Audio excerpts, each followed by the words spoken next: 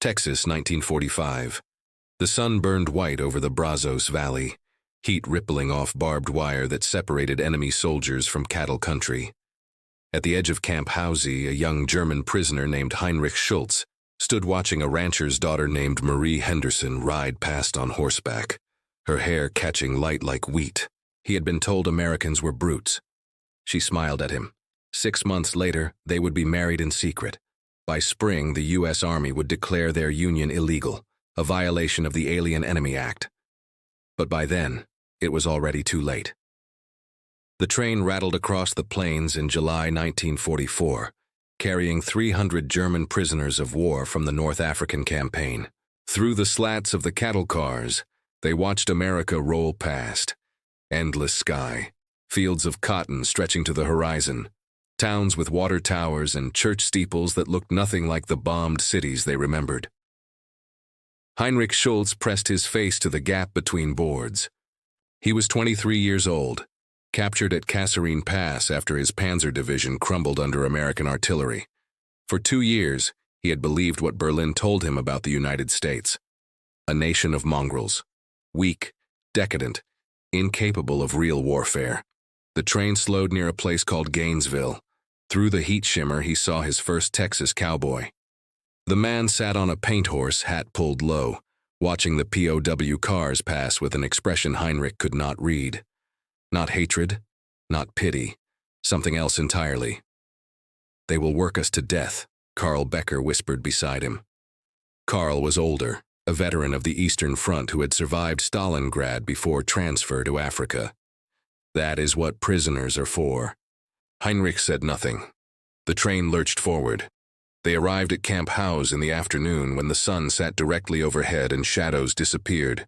The camp sprawled across 12,000 acres of blackland prairie, housing 45,000 American soldiers in training and nearly 4,000 German prisoners. Guard towers, barbed wire, rows of tar paper barracks that baked in the summer heat. The guards formed them into lines. Heinrich expected brutality. Instead, a sergeant with a thick Oklahoma drawl told them where the mess hall stood when roll call happened, and that any man who tried to escape would find himself in worse accommodations. "You boys will work," the sergeant said. "Farm labor mostly, road repair. The war took our men and the cotton needs picking." He spat tobacco juice into the dust. "Do your jobs, keep your heads down, and we'll get along fine." That first evening, they ate beef stew and cornbread. Heinrich stared at his plate.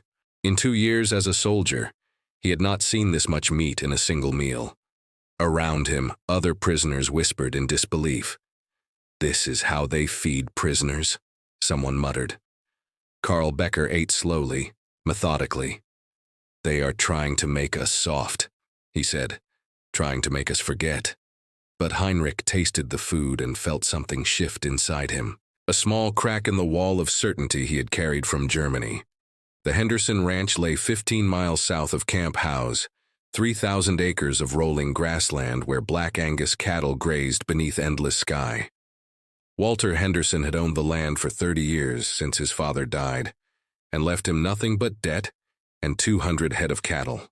He had built it into something substantial, but the war had taken his 3 sons and most of his ranch hands. Now he needed help, and the government offered German prisoners as labor. Marie Henderson was 21 years old that summer, the youngest of Walter's 4 children and the only one still at home. Her brothers were in Europe. Her sister had married and moved to Dallas. Marie had been running the ranch alongside her father since 1942, doing the work of 3 men, her hands calloused and her face sun-browned. She sat on the porch the morning the prisoners arrived, watching the military truck kick up dust on the long drive to the house. Her father stood beside her, arms crossed, jaw tight. "You don't have to be here for this," Walter said. "Yes, I do." Marie watched the truck stop near the barn. "They're working our land, I should see who they are." 6 men climbed out, young, most of them, thin despite the camp meals, their eyes wary as deer. They wore blue denim work clothes with POW stenciled across the back in white paint. The guard, a corporal named Davies, kept his rifle slung but his hand near it. Walter walked forward. "You men speak English?" One of them stepped forward, tall, light-haired, with eyes the color of winter sky. "Some, sir," he said carefully. "I am Heinrich Schultz." Marie studied him. He met her gaze for a moment, then looked away quickly, something like shame crossing his face. "You'll be mending fence line today," Walter said. "My daughter will show you where the wire and posts are stored. You try anything funny, Corporal Davies here will handle it. Understood?" "Yes, sir." Marie led them to the barn. The Germans followed at a distance, silent except for the crunch of their boots on gravel. She pushed open the large door, and light fell across coils of barbed wire, cedar posts, tools hanging on the walls. "Wire cutters there," she said, pointing. "Posts stacked in the back. You'll need the post hole diggers." Heinrich nodded. Up close she could see the small details. Dirt under his fingernails, a scar across his left knuck bone. The way he held himself, shoulders back despite obvious exhaustion. "You know fencing?" she asked. "Yeah, yes. My father had farm, in Prussia." "Prussia." Marie tested the word. "That's in Germany?" "Was in Germany, now is Poland, I think, after the war." He trailed off, a shadow crossing his face. "I do not know." For a moment, they stood in the barn's cool shade while the other prisoners gathered tools. Outside, cicadas buzzed in the live oaks. Marie felt something strange, a curiosity she had not expected. "There's water in the pump by the corral," she said. "Help yourselves when you need it." "Thank you, miss." She left them to their work and returned to the house, aware that her father was watching from the porch and that something had shifted in the morning air. The Germans came 3 times a week that summer. They mended fences, repaired the windmill, mucked out stalls, and hauled hay bales in the killing heat. Walter Henderson watched them carefully at first, waiting for laziness or sabotage. But Heinrich and his crew worked like men grateful for purpose, and by the second week, Walter found himself nodding approval. Marie brought them water each afternoon.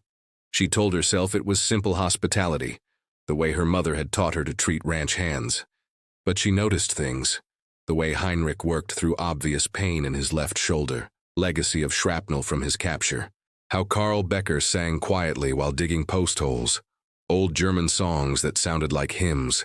The youngest prisoner, a boy named Klaus, barely 18, who sometimes stopped working to stare at the horizon with an expression of such profound homesickness that Marie's chest tightened.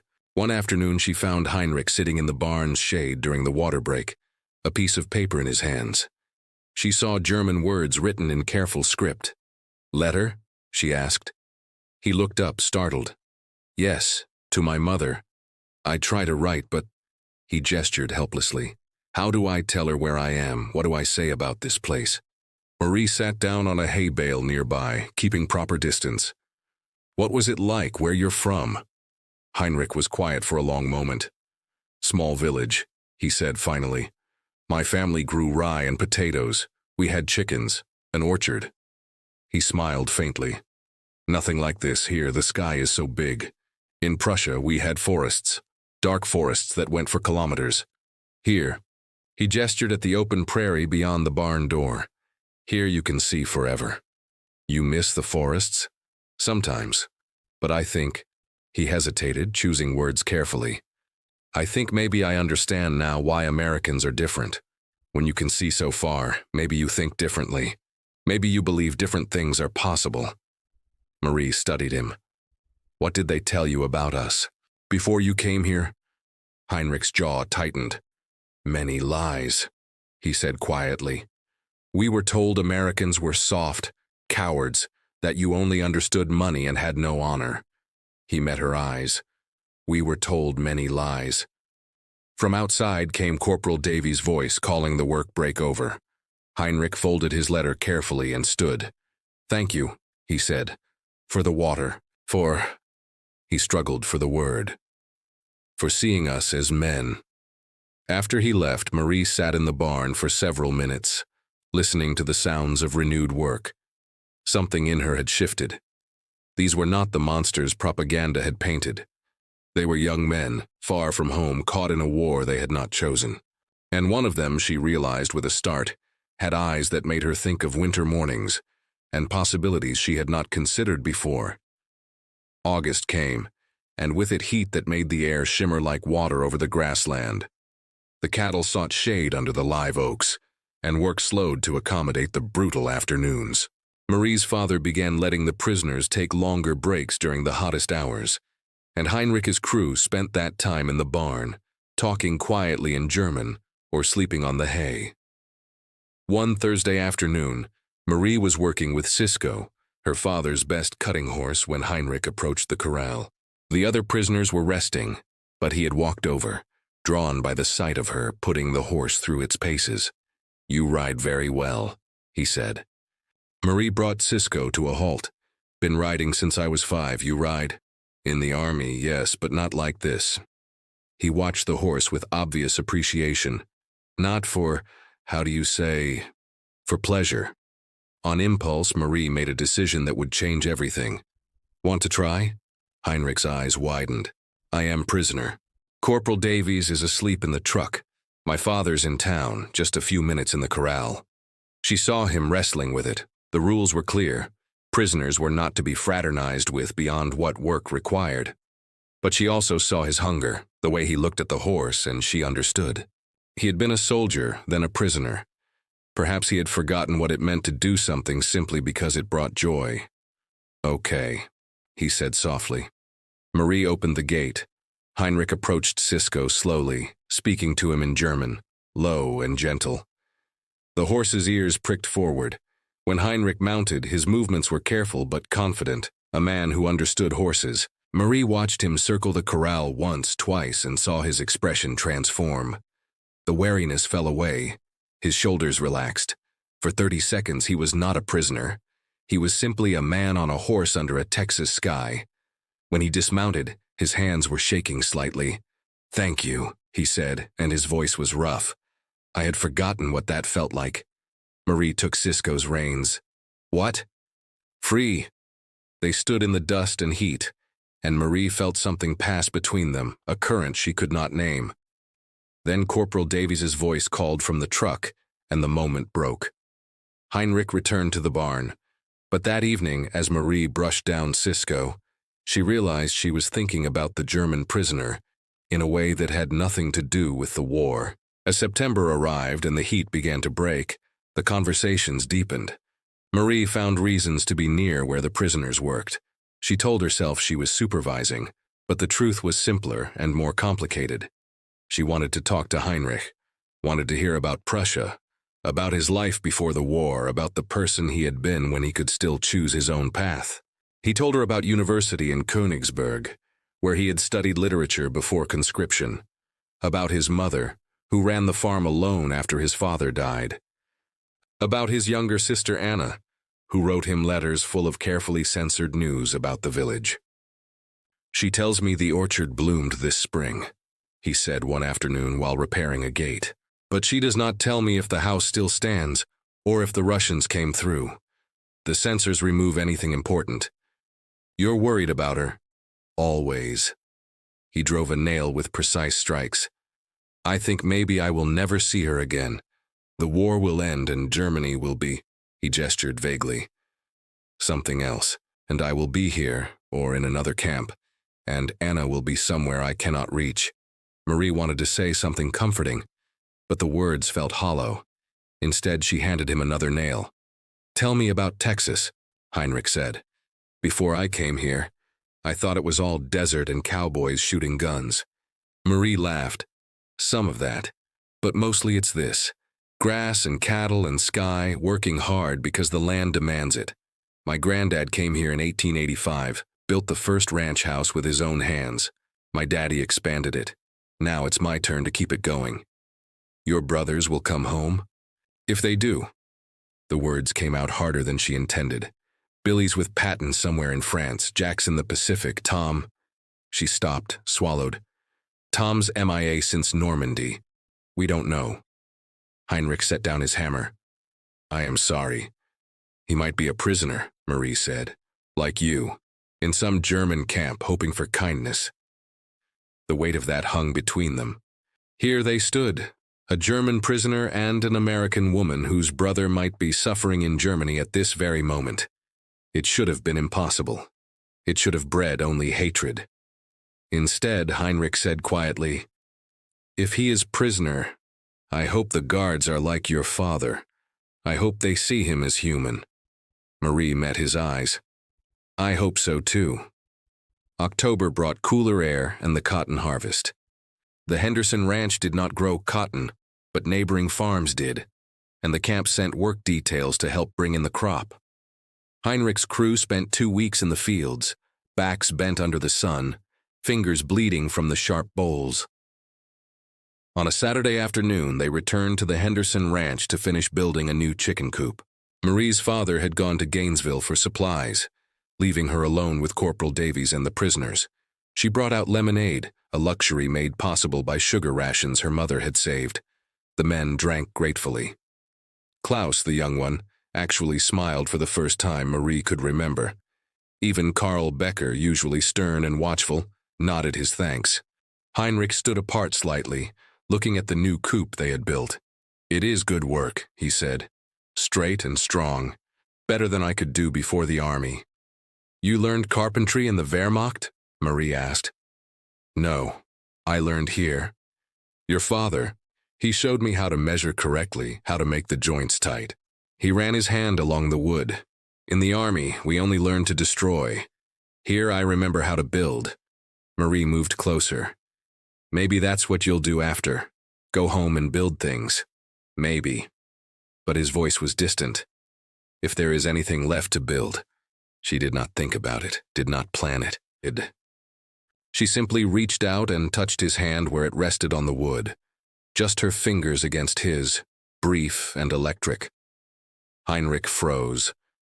For 3 heartbeats, neither of them moved.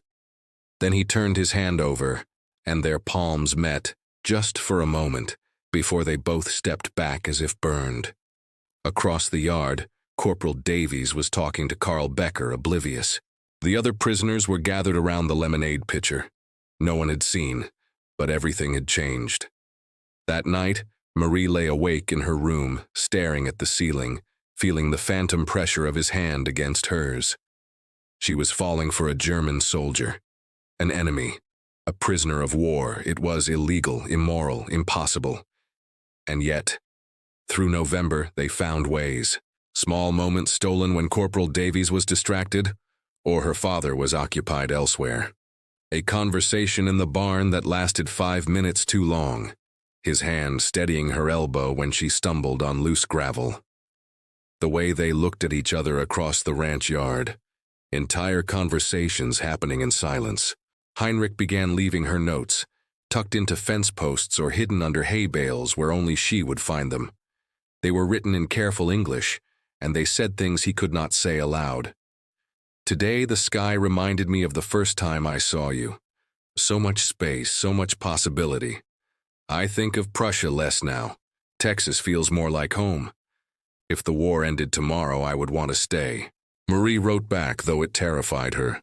She left her notes in the same hiding places, small pieces of paper that felt like contraband because they were. "I dream about showing you the whole ranch. The place where the creek bends and the cottonwoods grow thick. My favorite spot since childhood. My father likes you. He told me last week you work harder than any ranch hand he's ever hired. I don't know what we're doing, but I don't want to stop." They both knew the rules. Fraternization between prisoners and civilians was strictly forbidden. Romance between an American citizen and an enemy alien was illegal under the Alien Enemy Act of 1798. If they were discovered, Heinrich could be transferred to a maximum security camp.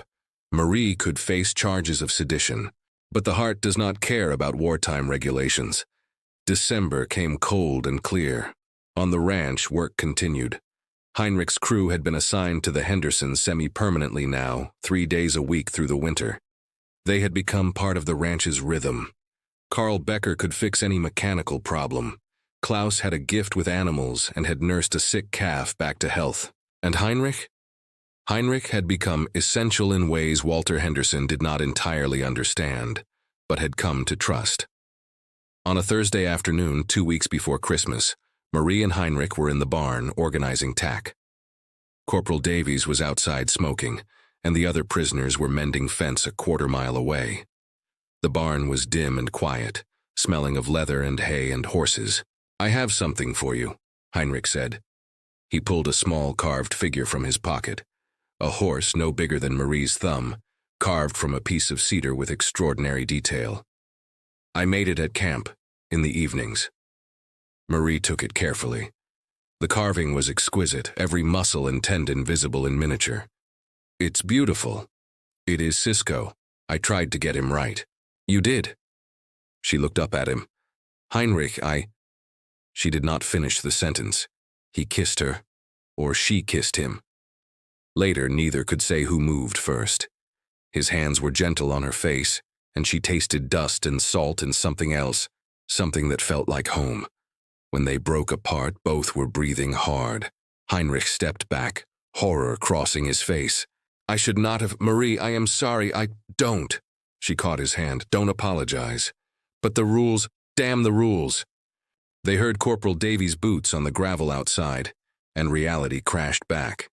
Heinrich moved to the far side of the barn, picking up a bridle with shaking hands. Marie busied herself with a saddle. When Davies appeared in the doorway, they were 6 feet apart, working industriously, their faces carefully neutral. But Marie's heart was racing, and she could see Heinrich's hands trembling, and she knew with absolute certainty that she had just crossed a line from which there could be no return. Through December and into January 1945, they continued meeting in secret, stolen conversations, brief touches when no one was watching. Heinrich told her he loved her in halting English, and Marie said it back in German she had learned from listening to him and the other prisoners talk. "Ich liebe dich." They began talking about the impossible. What would happen when the war ended? Whether Heinrich would be sent back to Germany, or if there was some way he could stay. Marie investigated quietly, asking careful questions of the camp chaplain when she accompanied her father to a Christmas service at Camp House. The news was not encouraging. German prisoners would likely be repatriated after the war's end. Even those who wanted to stay in America would face years of legal battles. Marriage to an American citizen might help, but marrying an enemy alien during wartime was illegal. They would have to wait.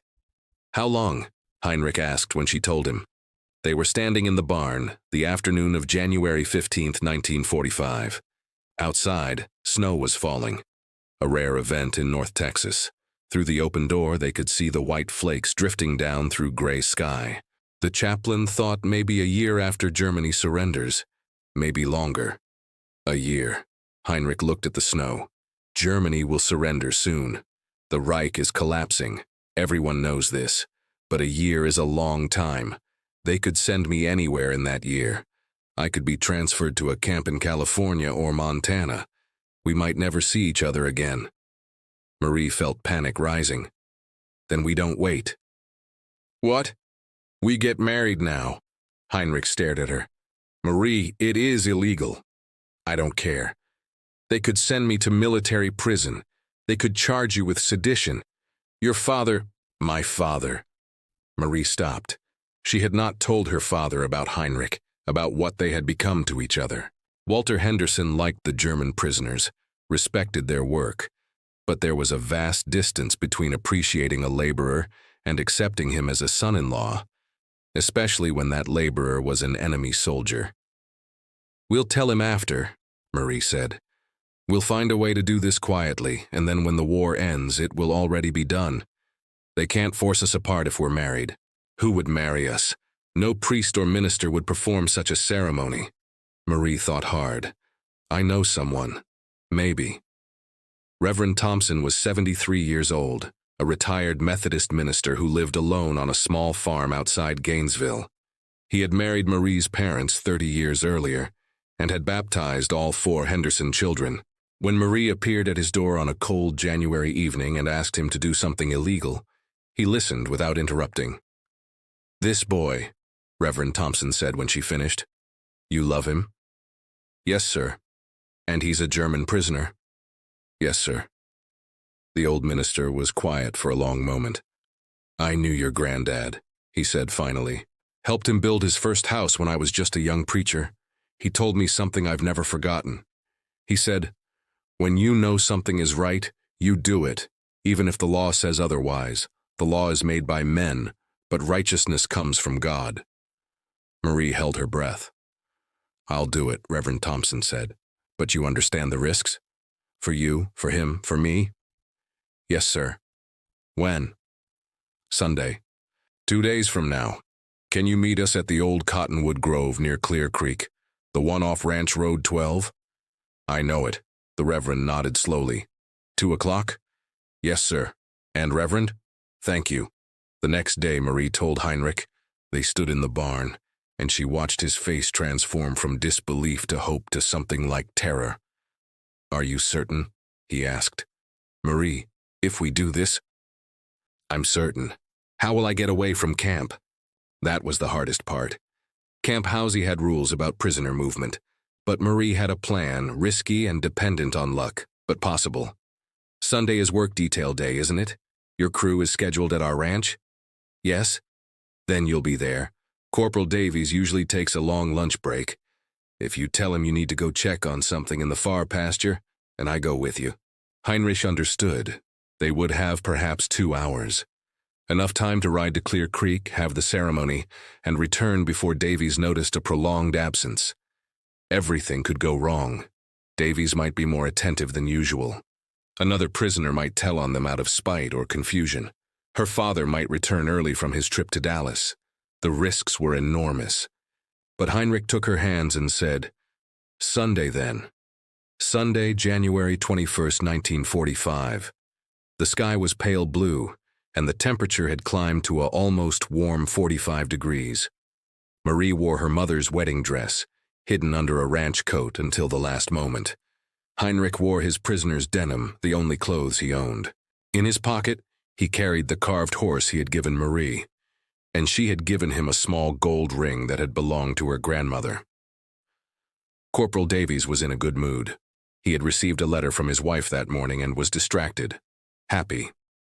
When Heinrich said he needed to check on a fence line in the south pasture, and Marie offered to show him where it was, Davies barely looked up from his lunch. "Be back in an hour," he said. "Don't make me come looking for you." They rode out together, Marie on Cisco and Heinrich on one of the ranch horses. As soon as they were out of sight of the barn, they kicked into a gallop. The cold air burned their lungs, and the horses' hooves thundered across frozen ground. Marie felt wild, reckless, more alive than she had ever been. Clear Creek was a 30-minute ride. When they arrived, Reverend Thompson was waiting by the old cottonwood, his Bible in hand. He had brought his wife, Mrs. Thompson, to serve as witness. Marie dismounted and removed her coat. The white dress underneath was simple, ivory silk that her mother had worn in 1915. Mrs. Thompson helped her smooth the wrinkles and put a few winter wildflowers in her hair.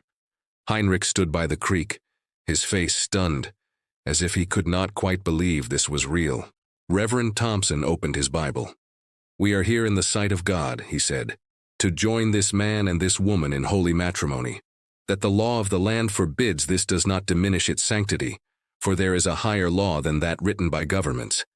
There is the law of love which supersedes all earthly authority." The ceremony was brief. Marie and Heinrich spoke their vows in quiet voices, promising love and faithfulness until death.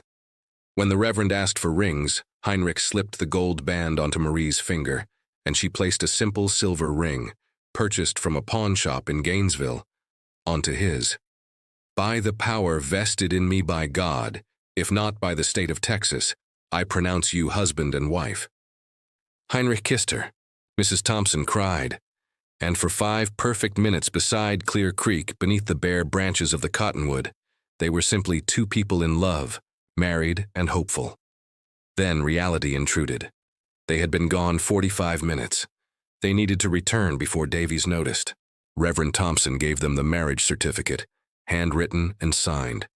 "Hide this carefully," he said. "It's illegal, but it's also real. When the war ends, you'll need it."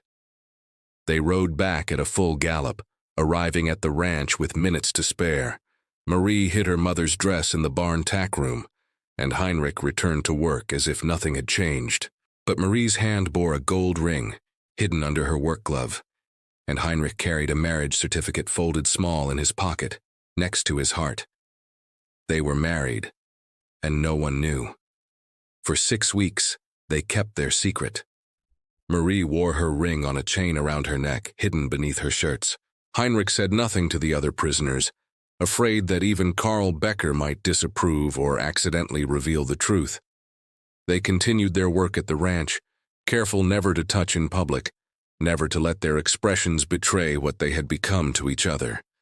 But in March, everything unraveled. A prisoner at Camp WWII, a Wehrmacht officer named Dieter Krause, had noticed Heinrich's changed demeanor. Krause was a dedicated Nazi, one of the few at Camp WWII who still believed in the Reich's ultimate victory. He had watched Heinrich with suspicion, noting the way the younger man volunteered for the Henderson Ranch detail, the way he spoke about Texas with something approaching affection. Krause began asking questions. He followed Heinrich one evening and saw him writing letters in English. He searched Heinrich's bunk and found the marriage certificate, hidden in the lining of Heinrich's jacket. On March 15, 1945, Krause reported Heinrich to the camp commandant for fraternization with the enemy. The military police arrived at the Henderson Ranch on a Tuesday afternoon. Marie was in the house when she saw the vehicles coming up the drive, and her stomach dropped. She knew. Somehow, she knew. Her father was in the barn with the prisoners when the MPs arrived. Walter Henderson came out, face confused and angry, as the military police ordered Heinrich to put his hands behind his back. "What's this about?" Walter demanded. The senior MP, a captain named Morrison, held up a piece of paper.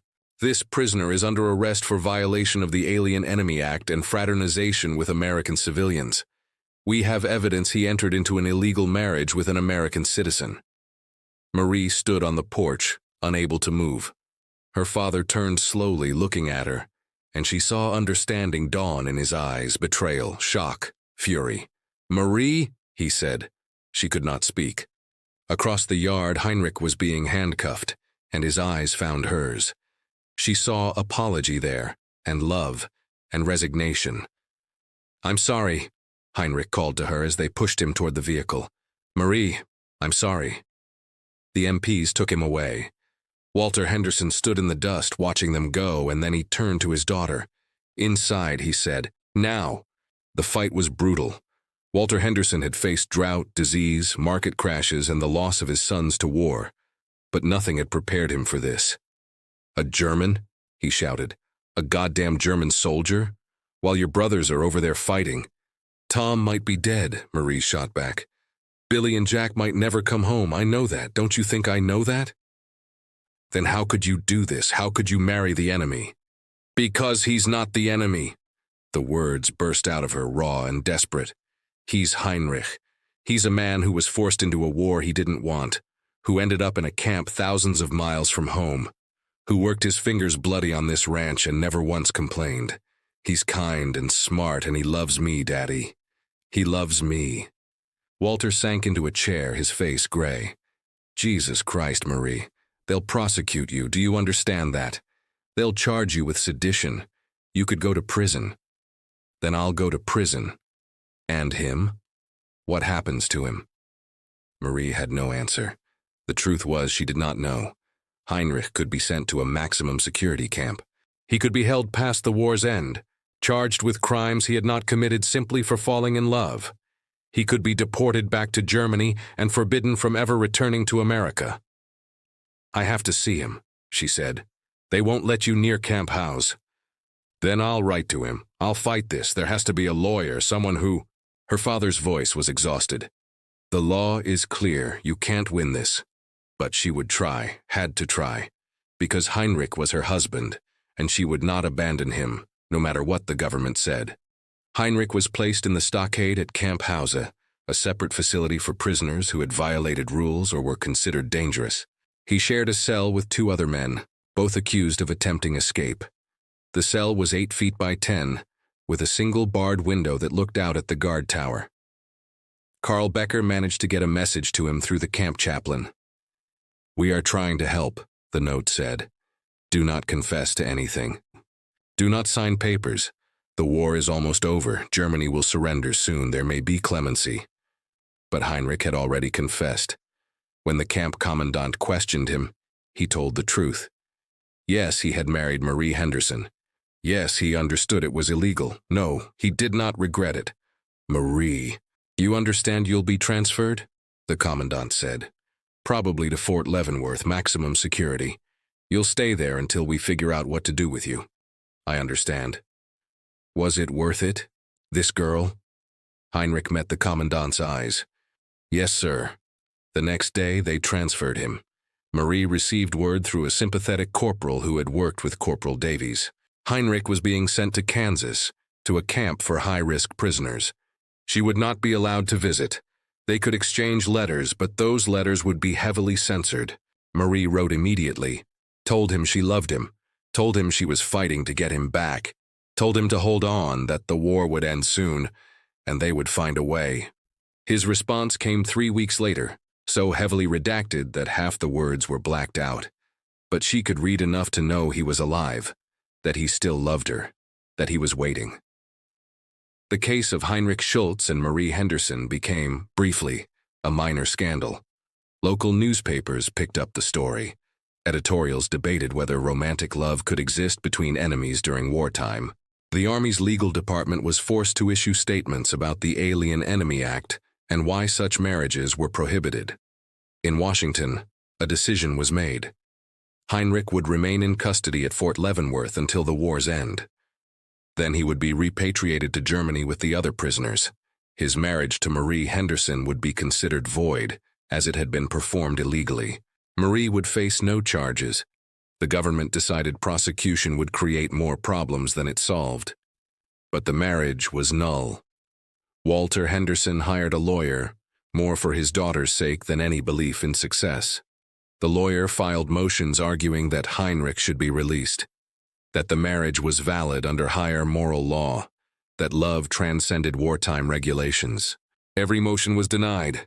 Germany surrendered on May 8, 1945. Japan followed in August. The war was over, but for Marie and Heinrich, nothing changed.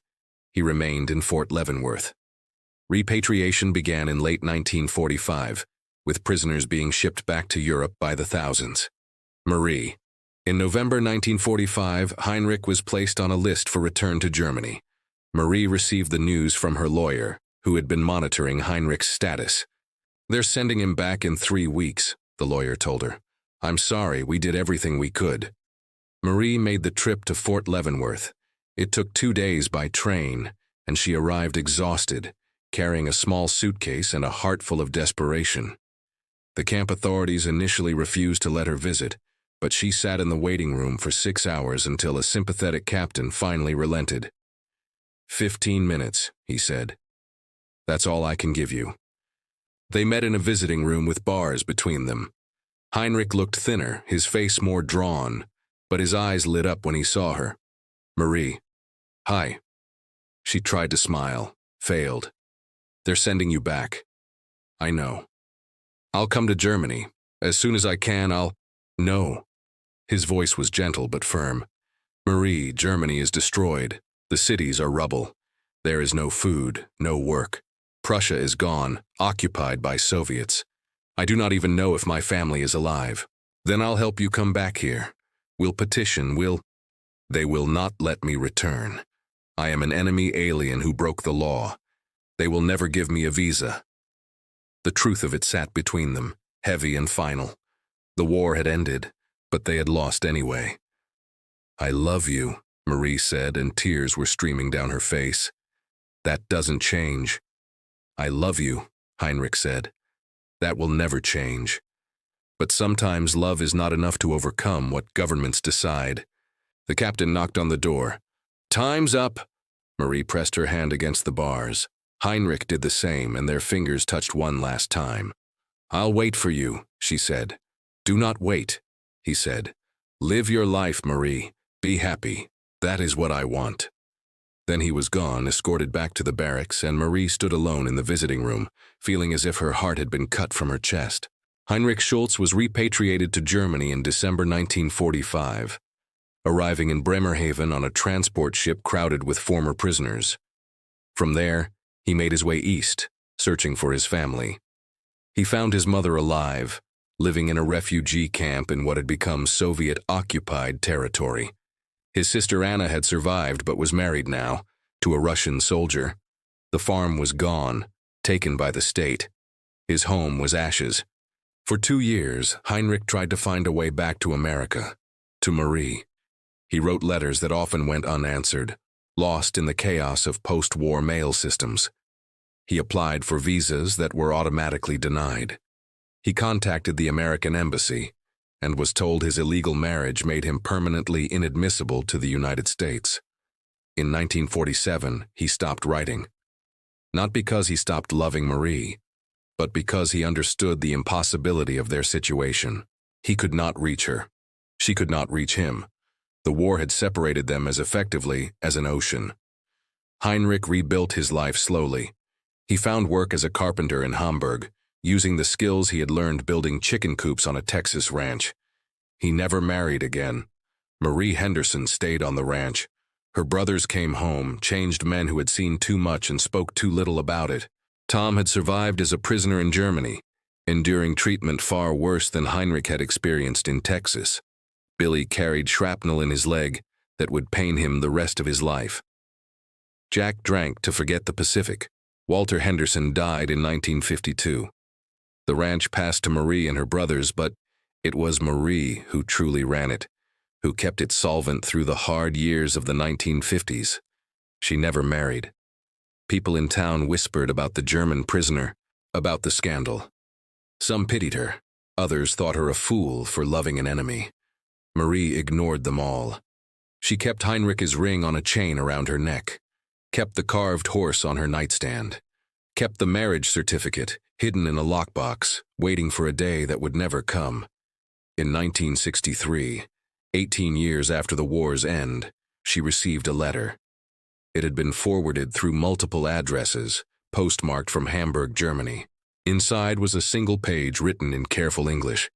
Dear Marie, I hope this letter finds you. I heard you are still at the ranch. I wanted you to know I am alive and well. I have thought of you every day since they took me away. I still carry your ring. I still remember Clear Creek and the cottonwood tree. I still remember Texas sky. You told me once that I had given you the best year of your life. You gave me the same. I hope you found happiness. I hope you built a good life. You deserved every good thing. With all my love always, Heinrich. Marie sat on her porch, the letter in her hands, and cried for the first time in years. The marriage certificate was discovered again in 1989, when Marie Henderson died at the age of 65. Her nephew, cleaning out the ranch house, found it in a lockbox along with letters, photographs, and a small carved wooden horse. He contacted historians who verified the story. The marriage between Marie Henderson and Heinrich Schultz had indeed occurred, performed by Reverend Thompson in January 1945. Under the law of the time, it was illegal and void. But Reverend Thompson had written something on the certificate, below the signatures. The nephew found those words and understood why his aunt had kept this document hidden for 44 years. This union, though forbidden by man's law, is sanctified by God's love. What the government calls illegal, heaven calls blessed. No earthly power can void a bond made in righteousness. The government had found out about their marriage in 1945. The government had separated them, sent Heinrich to Germany, declared their union void. But the government could not erase what they had felt, could not undo the vows spoken beside Clear Creek, could not remove the truth of those brief, bright months when a cowboy's daughter and a German prisoner had chosen love over law, hope over war, and had paid the price for their defiance. Heinrich Schultz died in Hamburg in 1992, at the age of 71. Among his possessions, his daughter found an old photograph of a ranch in Texas, a gold ring on a chain, and a wedding certificate written in English. She asked her father about them once when he was very old. "Tell me," she said, and Heinrich told her about Texas, about endless sky and a girl on horseback, about the year he learned that enemies were just people wearing different uniforms, about the only woman he ever loved, who he had married beside a creek and lost to a war that ended too late. Was it worth it? His daughter asked. All that pain? Heinrich looked at the photograph, at the wedding certificate, at the ring. Yes, he said simply, love is always worth it.